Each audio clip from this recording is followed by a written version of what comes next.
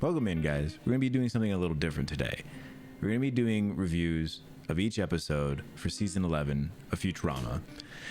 And today we're going to start with episode 1, which is called The Impossible Stream. We're going to do this in a couple of different sections. We're going to do like a synopsis, an overview, everything. I'm going to go over some things that I like, some things I disliked. We'll do a quick overview at the end of just some of my feelings, and then we'll do a rating, okay?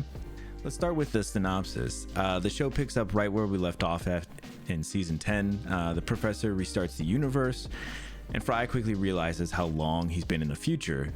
He laments that he hasn't accomplished anything in that time.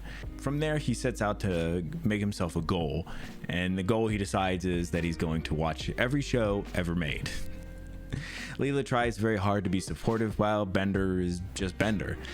The professor straps Fry into a binge suit, and then he goes into starting to watch everything. At that point, it's revealed that Fry has lost touch with reality, and if he stops binging, his consciousness is going to be severed.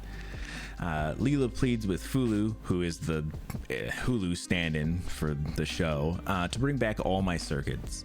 Leela and Bender begin producing the show at a wicked fast speed to keep up with Fry's binging. The show ultimately gets canceled. The crew then burns up the binge suit, and they think at the beginning that Fry is in it, but it shows that he wasn't anymore.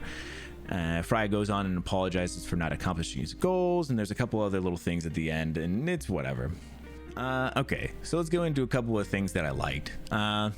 Obviously, it's great to see the show back. The show looks great. A couple of the jokes were kind of pretty okay. I felt pretty all right. And a big part of the show, or at least this episode, goes over the importance of writers on a show. At one point, the writers get too tired and they replace them with Bender, and it's just not as good. It definitely puts a highlight on how important writers are to a good show. All right, let's get into a few things I didn't like. The show is leaning way too much into the reboot jokes. They're still going way too much into the cancellation jokes.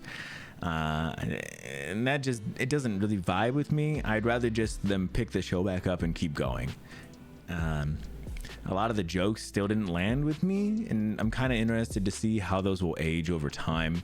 But yeah, let's do kind of a quick wrap up, and we'll do a rating. If the show can kind of live up to the first reboot that happened, I think it'll be okay. But there's a lot of pressure going on with it, at least from, I think hardcore fans. And this first episode has not really made me feel too good about it just yet. While I didn't necessarily dislike the show, it wasn't a great episode. It felt a little weak still. It feels like the introduction back to the show and not necessarily an addition to what we've already seen. I'll also add that on my first watch of the first reboot, I didn't really enjoy those episodes, but over time I've really come around to enjoy them and found some great diamonds in the rough. So hopefully over the next little while, this season will start to grow on people, and we'll get to enjoy it more and more. But we'll see.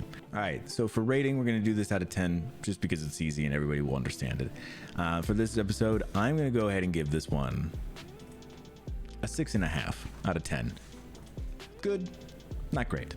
I am hoping that these episodes will get better, and maybe on repeat viewings, that's where I'll start to enjoy them more and more, but who knows. If you like this review, or you would like to see more videos from me, make sure you subscribe.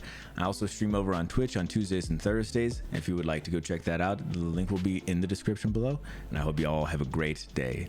See ya.